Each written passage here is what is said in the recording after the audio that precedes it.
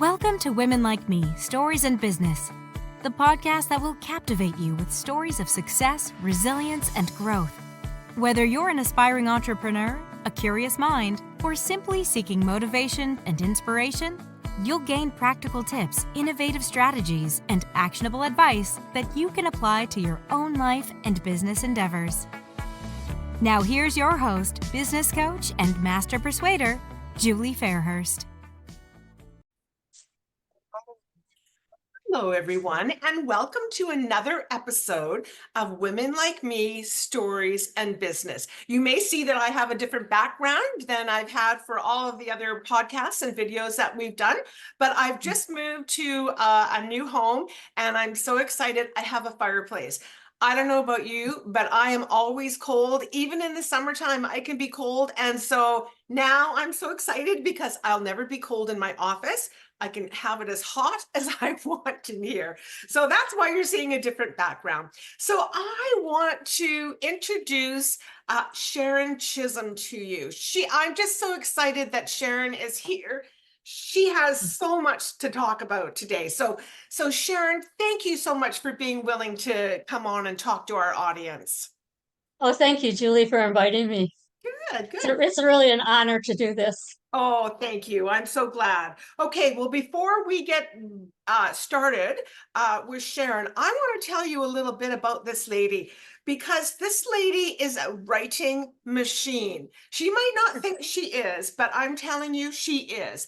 So one of the things that Sheron has done is she has written in our book. I can't remember which volume it was, but it's called Reclaiming Your Power. It was a really good book, or it is a good book. And Sheron wrote in chapter 4, and the title of her story is Little Girl Looking to Change, or I'm sorry, A Little Girl Looking to Be Loved and Finding the Love That Changed Her Life. So it's a beautiful story about Sheron's childhood, about growing up, and there's so many lessons in there.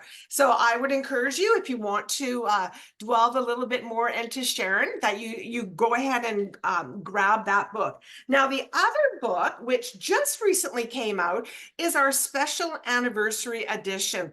And normally what happens with the Women Like Me books is the story chapter books are usually new writers. But I wanted to give our existing writers a chance to share in a special edition. So this is Women Like Me, Embracing the Unseen and the Courage to Surrender. This was a really hard book for a lot of our ladies to write in, but 19 ladies took advantage of it and did it, and it's fabulous. Sheron's chapter is called Children from God. And when you read Sheron's chapter story in this book, you'll understand why she and she might even tell us a little bit about it, but why she feels that that children are from God. So not only has Sheron written her story in Reclaiming Your Power, and not only has Sheron written her story in Embracing the Unseen, the Courage to Surrender, if you go to the back of any of our Women Like Me books, you're going to see something that's called More Stories. And so I'm just looking here. So Sheron has also written in, get ready, Messages to My Younger Self, Sharing Words of Gratitude, Sharing What We Know to Be True, Sharing Life's Important Lessons, Having Better Relationships, Honoring Women in Our Lives, and Letters to Our Future Selves. I think the only one she missed was the Journal for Self-Discovery, if I'm not mistaken. That's why Sheron is a writing machine, people. She has blessed us with writing in every single Women Like Me community book. So we have a Women Like Me community. We have over 600 ladies in there, and we write community books, and every lady has an opportunity, if they want to share something based on the theme what we have. And Sheron has been one of our best competitor people who have shared. So Sheron, thank you for that. Thank you very much. You make me sound too good. Oh, well, you are. Absolutely. A lot of people can't even get one story out. So and it's hard to write. So Sheron, why don't you tell us a little bit about why you've been involved in writing the stories? What is it about that? Writing the stories has helped me work through my problems and my issues, and to demonstrate the love for people that I want. I want to. My calling is to serve others, and I think that serving others is helping them by writing the books, because they learn lessons that they can then turn around and use in their own life to make their own lives better, which I think the writing has made me a better person for working through my problems and using other people's suggestions from their stories as well as my own. So Well, it's that's it's beautiful. exciting to be able to put things down on paper that you want to say and can't Yes. share or can't even talk about with other people. Well, that's beautiful, Sheron. Thank you. Because I hope that Sheron will encourage, just through everything she's done and what she just said, to encourage other women to pick up the pen and write, whether it's in Women Like Me or another venue, or even just to start journaling, because as you said, Sheron, it is so important. It is, and journaling is just, it's a must to do. Yes. um, Yes. Yeah. get your feelings out on the paper. No, absolutely. It helps us to heal. So And Sharon, why don't you tell us a little bit about your life? Whatever you feel like you want to share. okay, um, I was born in Canada, in Guelph, Ontario, and then my parents immigrated. That's a new going word, immigrated to the United States, to Michigan, and there I grew up.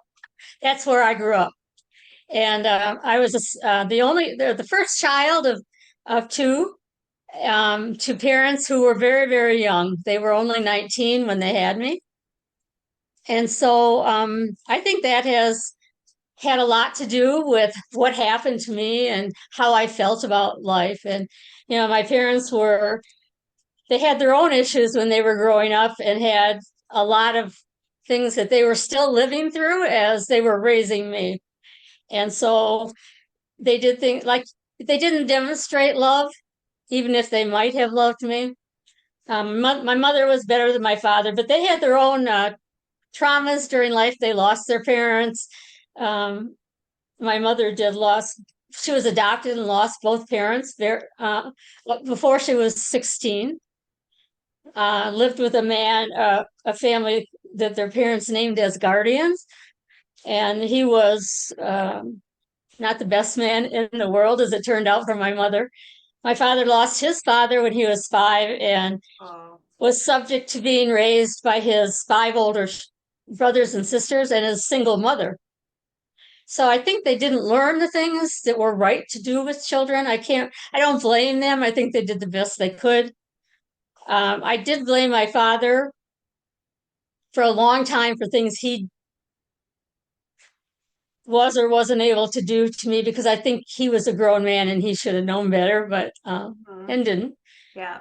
But so most of my life I was very quiet, shy. I didn't have a lot of confidence. I didn't have a lot of speaking ability, because in my house I was very quiet. We didn't talk a lot, and I read a lot to keep myself busy, or played outside like kids do in those ages. Yeah. They don't do now. Yeah. Um, But you did well in your career though, because didn't you I did. yes, do you want to tell us a little bit about that? Yeah, I pushed myself because I had no help. My parents didn't know how to go about it. I'm a registered nurse. I have a master's degree in nursing, and I also taught nursing school. Wow. I worked in hospitals initially, but eventually I became a home care nurse, which I love. I just loved it because you could serve people at their level and in their lives. Better than a hospital setting. Yeah. So I was able to do a lot of things in my career that other people didn't, because of mentors that I had in my life. And I'm so proud of being able to have done that. I'm grateful. And it helped me learn a little bit about how to talk to people, how to communicate. I'm still not good at it, but I work at it every day. Well, let me tell you, you're doing quite fine now. You're not, Yeah, you don't nobody's seem to, around me but you. well, you're not having any problems at all, Sheron. So, Thank you. yeah, I think you communicate very, very well. So, how many years were you in nursing? How many years? Yeah. Over 50. Wow. I just, Yes, I'm you know, old now. well, I'm but if 77 you, years old. wow. Well, if you think about over 50 years in the nursing industry, service industry, Right. how many Yeah. people you must have helped. That's beautiful. I That's so beautiful. When I look back, I can't believe what I did. I don't Yeah. know how I did it, but I just pushed through. My whole life was pushing through to do things that I wanted to do and stuffing all that stuff inside that I couldn't deal with. Yes. And So you took it. So I it's almost like you took that negativity and I don't know, I don't want to say trauma, but whatever, you experienced and didn't receive as a child, neglectful, I guess. But you took that energy and you poured it into helping others. That's the best thing that we can do, Sheron. I Really. Yeah, it's my calling. God gave me that gift, and I wanted to be responsible to follow through with what he gave me. And I always kept my eye on him ever since I was a child, because that was a place I could go to Jesus or to church and to feel good about myself and to have some self-worth. And that's what I do still today. And what I tried to help my adopted children um, do also Why don't you tell was us to reach about out to that? him. Why don't you tell us about that? Because I don't think you ever married, did you? No, I did not. No, but yet you raised three children. Do you want to I did. tell us a little bit about that? Because I think that's a beautiful part of your story. Okay. Well, I've always wanted to be married and have a family. That was one of my childhood goals. And it just never happened. I mean, it just didn't happen. Probably all my insecurities and problems, didn't make me appealing to the opposite sex. And so I decided that I was going to push through and have those kids that I wanted.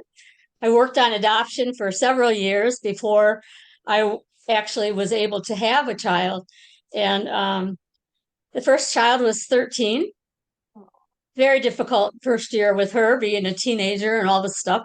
And then 5 years later, I was able to adopt two more children who were actually the first child's brother and sister naturally. I just think that is like 5 years later, Sheron, that is how I don't know, just that's just so beautiful to actually, I mean, siblings have the rivalry and stuff, but to actually have that family, those three children together in a family, it's just wow. Yeah, it was. The children are special needs kids Mhm. who were birthed from a mother who abused alcohol and drugs during her pregnancy, and so they have deficiencies. But my goal in life was that they be able to function without me in life, because I wouldn't be around forever.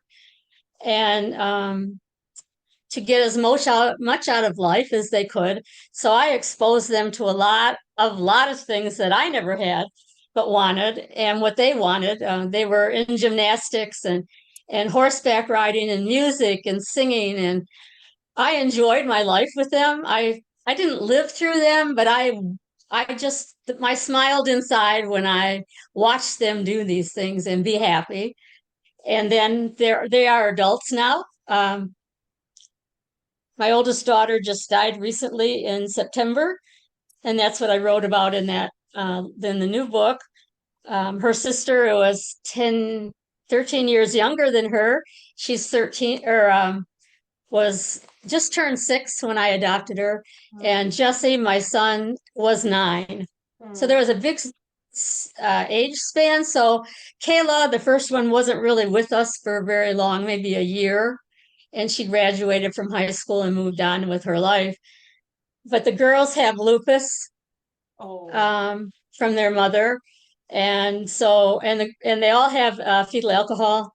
So we were all heavily engaged in the fetal alcohol programs and advocating for children Yes. when the kids were young.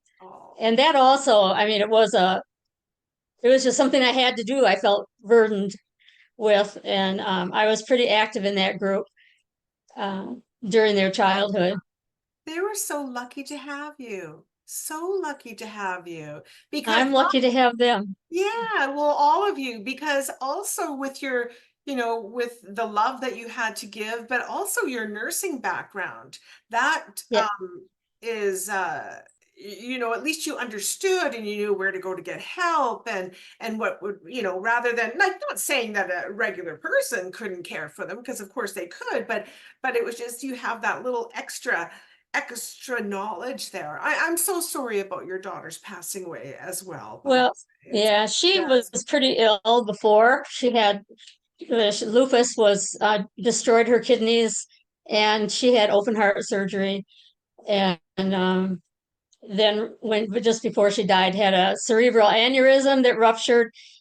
But she died of because she had the heart surgery. She was on anticoagulants, and they had to take her off those to do surgery on her brain. And while that was occurring, she had a blood clot in her heart, and so had complications after surgery with her blood pressure, and just left us. Yeah. Oh, I'm so sorry. And her son, but he's 28 now, so he's not doing well with it, but he's carrying on and has a good perspective on life. Oh. So, well, that's wonderful that she was able to have a child. So you have a grandchild at 28. That's 28. Yes. Yes. Oh, that's so nice. Oh. Yep. My one and only. Your one and only. Well, that's okay. One is better than none, that's for sure. So yes, it is. Grandchildren are just such a blessing. Yeah. Yes. Yeah. So what are you up to these days, Sheron? What's going on with you these days? Because you've obviously retired from nursing. I did. Not until I was way past retirement age. Oh. The last thing I did was travel nursing, which was quite an experience. I was in Alabama and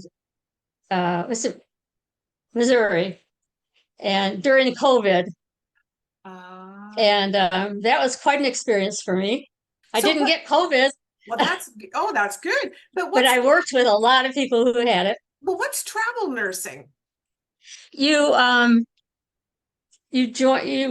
sign up to do the traveling nursing with different companies out there, and they give you opportunities from agencies who are looking for staff because there's a shortage of nurses. Mm-hmm. And you take on a 13-week contract at a particular agency, wherever it is you want to go. So you could travel all over the world if you wanted to. Wow. It's if I would have done it younger, it would have been an exciting, but I wouldn't miss what I did. No, of course. And so there's too many opportunities, They excuse me, let me have a drink. Mm-hmm. I'm on some medication that make my mouth very dry. Yeah. So I had 5 different contracts with different agencies between Michigan, Missouri, and Arkansas, I guess it was.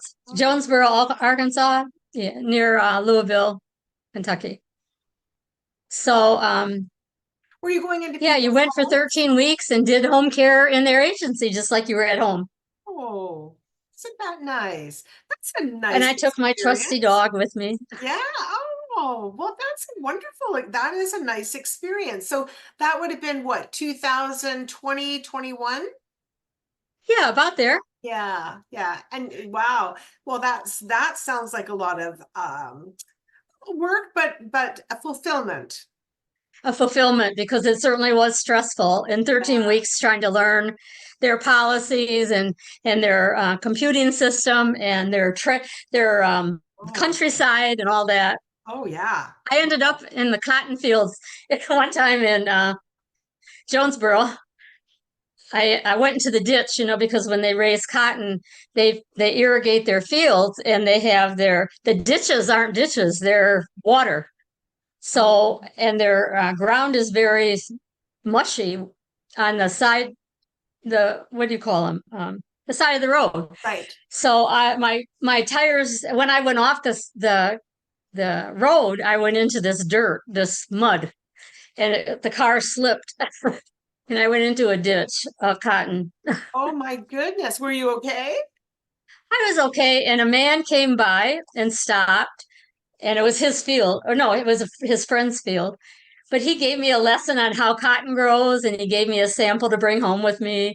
Oh. Other people stopped while I was waiting for the tow truck to pull me out. And it was just a fun experience, even though I was pretty stressed. Yes. I had my dog with me, and, you have to make her feel good too. Yes, yes, for sure. Oh, well, I'm glad you're okay. But like you say, it's a stressful situation, but sounds like really interesting. Learning all It about was. cotton and getting to take a sample home with you, and Yeah. very good. So, what are you doing these days, Sheron, other than writing in all of our Women Like Me books? Yes, eBooks, but my business is called Vitality Seekers with Sheron. Oh, And I work with women who have chronic pain issues or are overweight, because the core issue or cause of those problems is inflammation within inside your body. So from that angle, I work with them on nutrition, exercise, pain relief, and spiritual, social, emotional feelings that they're having in relation to their pain and their lives. So we do a lot of story work also, and learning what I've learned from you and my coach, who happens to be in this program also. I learned what my story was and how to deal with my problems and become more confident in myself, less angry and negative about who I am and anything that came up that pressed my buttons. And so I like working with the women who are also needing that kind of thing. So I did write some eBooks to help them through that process. oh, beautiful. And I also worked on some eBooks for using oils, which I am certified in oils. And so I encourage them to use oils in their pain relief. That's what I do, and it works.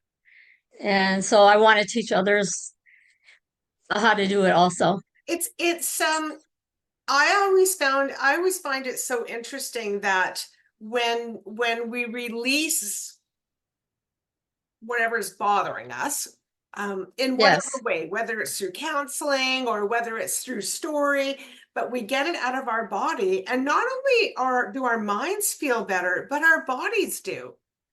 They do. That so many illnesses are because we just keep everything inside, and we don't heal, and we just keep pushing it down, the trauma. And but when we're able to release it, it's life changing. It's not just our mental capacity. You have a new life. Yeah. You have a new life. Yeah. And I could feel it in my head, because my head always felt really blocked. It felt like I couldn't absorb any more information or learning. And when I got free from that, it awakened me and opened my eyes to what more I could do to help other people. Yes. Because when I was so into myself about my self-consciousness and my low self-esteem and low self-worth, I couldn't do anything to help other people because I was burdened with my own problems. Well, yeah, it's when you're in that victim mindset, it's very difficult to be positive, and it's almost impossible to help others. And that's what I try to work with these women on. Some of them really don't like to do that, and they the tendency today with people is to rely on outside things out of your own body and your abilities to solve problems for you, namely medication, pain meds.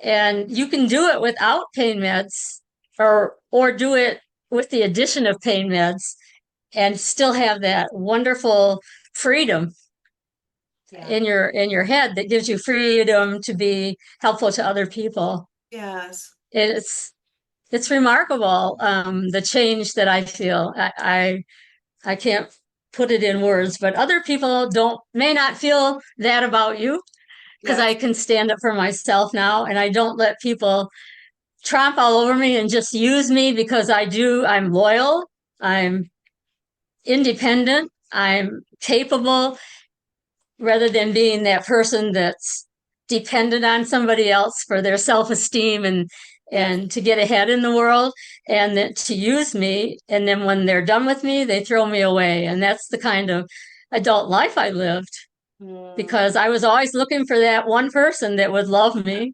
Yes. And for who I was, not what I could do for them. And when I learned that about myself, which, by the way, was very late in my life, because even though I tried my whole life, nobody really felt, I felt that nobody felt that I was important enough to help, because they would always say, Sheron, you're too needy, or Sheron, you can only do what you're asked to do, and you don't think of anything on your own, and all this stuff. I lived with it my whole adult life and struggled to be who I was. And finally, I know who I am, and I can move ahead without depending on these other people. It's so great. Yes. But the women that I work with haven't had that chance. And so they're still not always willing or able to write their own stories, or to think that it's important. I need these medications. Yes. And so that's what I try to help them see. Yeah. They need them, but maybe that's not the most important thing. Well, it's almost like, as you're talking, I'm trying to sort of envision it, and I think it's maybe it's a fear.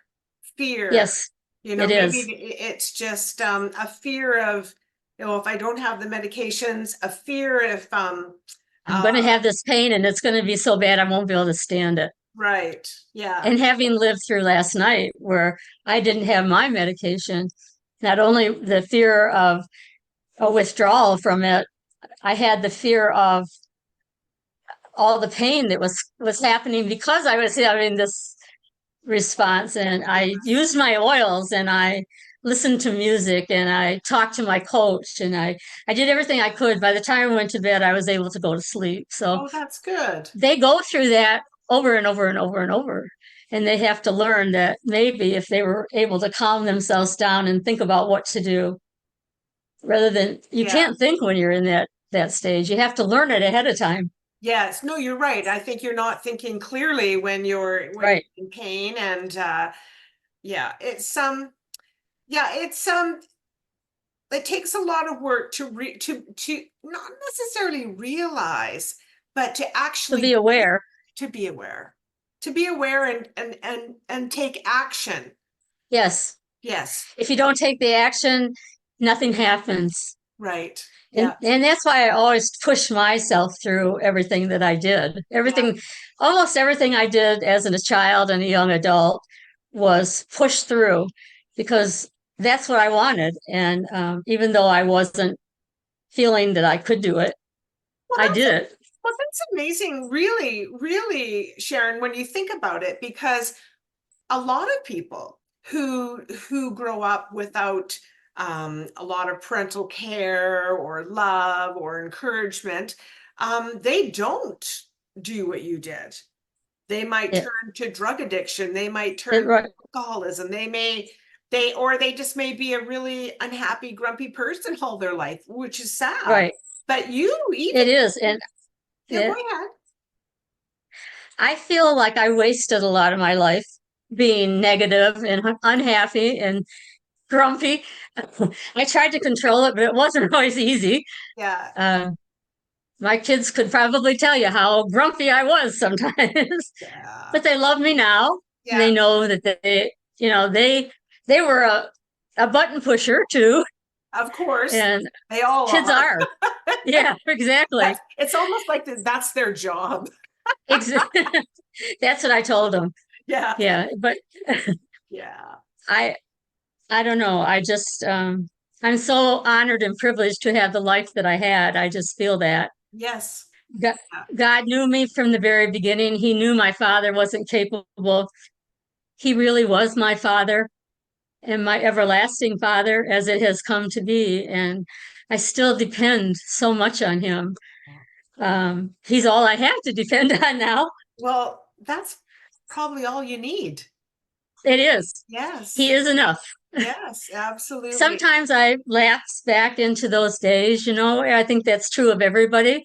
It is. You have those moments, and you just have to realize and wake up and call him, and he comes. I I've had always say, I always tell women, you know what? It's okay to fall down. It's okay to have a day where you just want to keep under the blankets, and hide, but you gotta get up the next day. You can't yeah, stay there. That's the key. Don't stay there. it's right. We all have days, we all have bad days, but the goal is to have less bad days and more good days.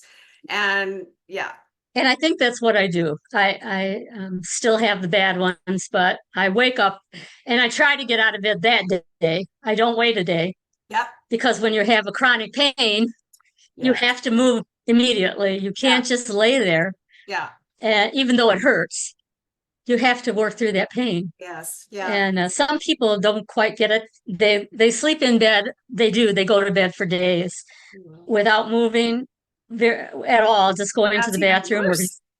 It is, and that's what I'm trying to help them to do. And I offer a lot of coaching and just Zoom line talks, with the Yes, groups of people yes. that are offering it. And I don't charge for that. I Oh, know that I know that I should, but right now in the beginning, I just want to help them. Even yeah, though I need the money and could use it, yeah, I can't bring myself to do it until I see that they're able to function and move forward in their lives as I have. I just think that you can't let people do that to themselves. You have to Sharon, offer and provide. you are just such a blessing to the world. Like Oh, you seriously are.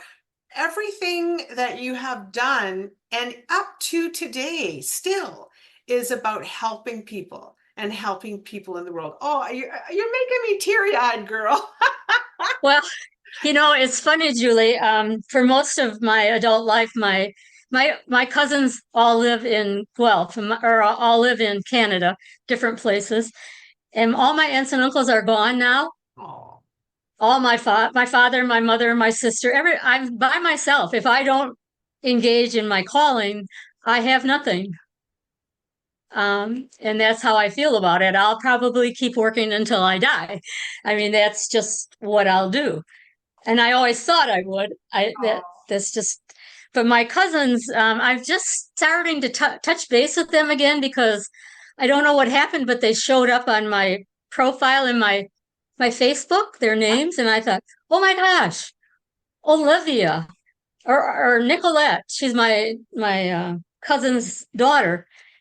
She showed up, and so I started looking for the others, and I've connected with three or four of my many cousins, and have we've chatted back and forth, and I just feel so joyful and grateful that I can do that. And Wendy lives, I don't know, out west she was living in the Yukon, but now she lives in Grand Prairie or something Oh, like Grand that. Prairie, Alberta. In Alberta then. Yeah. Yeah. And I have her brother lives in Edmonton. And we were talking, and she made that same comment, you've had such a good life and so contributed so much. And I just read that and thought, yes, I have. Yes, and you should, But yeah, well, not even but, you own it. You absolutely have, Sharon. And a lot of times, especially I think in what you've done, in nursing is that, your patients are gone and then you're on to the next one. And I'm sure hundreds and I don't even know, probably thousands of people that you have helped over the years are grateful. But one I remember very especially. Oh, tell us about that one.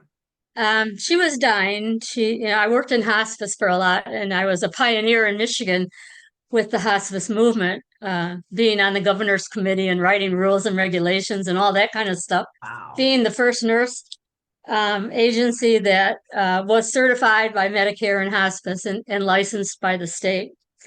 And every patient I see that's elderly, I apply those principles because it's showing love to people who are going somewhere else to live.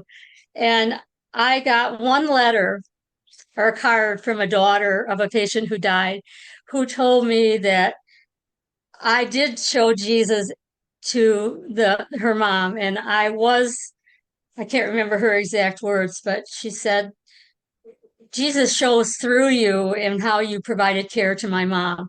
And that was my most precious experience and comment from a relative, because that's what I want to do. I want to be able to walk in Jesus' shoes and be able to show his love to other people, because that's what we were put here to do. We were put here to love Jesus and to show his love to others so that they could become saved and live with him eternally. And that's how I feel. Yeah. And that's how I taught my children.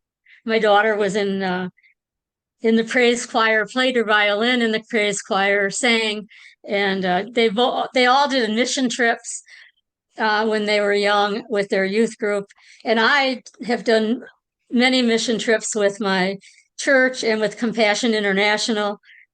And I have sponsored 6 altogether, but I now have 4 children that I sponsor in different countries, and I love them, and I haven't even seen them, but they give you so much love back. Yes. They write to me all the time and tell me how much they love me, having me in their life. And I love them. Having them in my life is, especially now when I have nobody. Yeah. Well, you know what? You don't have nobody. You've got those children. You've got your children. Yes. You've got your grandson. You have got your cousins. You've got I know. All the women who are reading your stories. Like, that's the thing I always tell the ladies, is that when they're writing their stories, is that sometimes you just like the card you got, right? Sometimes you'll get that message from someone thanking you for that story or that book. But I always imagine the hundreds of people, the thousands of people that we do help that don't reach out, and that's okay. And that's okay. Yeah. Well, Sheron, I have just loved this conversation with you. It's just been wonderful. What would you like to say to our audience? What would you like to share in closing? Is there any burning messages that you'd like to give? Or I would just like to say, treat others like you would be treated, and to treat them with the respect that everybody deserves. I don't feel like many do that respect should be earned, although I think that's part of it. Everybody should be respected because everybody is from God, and he wants you to respect and love people. Yes. But most of all, to show love to your children and everyone, because it's important. It's the most important thing you can do in life. And I believe it's the most important thing we can do to stop the generational trauma that goes from generation to generation to generation. Absolutely. Absolutely. I do. Yes. Yeah. And I wrote down something that I thought was really good in my book, but the last sentence about just helping people so that they can know God too. And even if you're not very religious, it doesn't mean to be religious. It just means to talk to him. Yes. And that's how I taught my children how to pray. But I just know that he does accept you. He loves you. You are his children, and and you are loved, even if you don't have anybody that's physically near you, because that's what I meant. Yes. I'm here alone, and Right. when I talk to people like you, it makes me feel so good. Yeah. Oh, And I'm so glad. just know that he's there, that he loves you, even though you're imperfect. He made you imperfect. Yes. And you don't have to be 100% perfect. Excuse me. If we were perfect, we wouldn't grow. Exactly. Yeah. So everybody, listen up. If you would like to reach out to this fabulous lady, Sheron, all of her information on how you can reach her will be in the details of the podcast and in the details of the YouTube video. So if you would like to reach out to her, if you're wanting to speak to her about issues that you're experiencing, don't forget she's not a licensed nurse now, but don't forget she's got some pretty good knowledge, and she might be able to just help you along the way with anything that you're feeling. So don't hesitate to reach out to her, because she is there to help you. Honestly, so all of that information is going to be there, and I think I'll put a link to your story in the book that you wrote, in your big chapter story, and reclaiming your power, because boy, does your story reclaim your power, Sheron. And so I'm going to put that link in there if anybody decides that they're interested in picking up the book as well. So just thank you so much, Sheron, for doing that. And thank you. I just appreciated our chat, and you've got an amazing story. You've had an incredible life, and you've touched so many, and I think that's wonderful. Yes. So thank you very much, Julie. Oh, you're welcome. Okay, so I'm going to sign off now. Thank you, all of you, for watching. And remember that if you want to reach Sheron, look in the details. All of her information is going to be there. Thanks for listening to Women Like Me, Stories and Business. If you enjoyed this episode, subscribe now on your favorite podcast platform and tell a friend. Don't miss this opportunity to transform your life and business. Let the journey begin.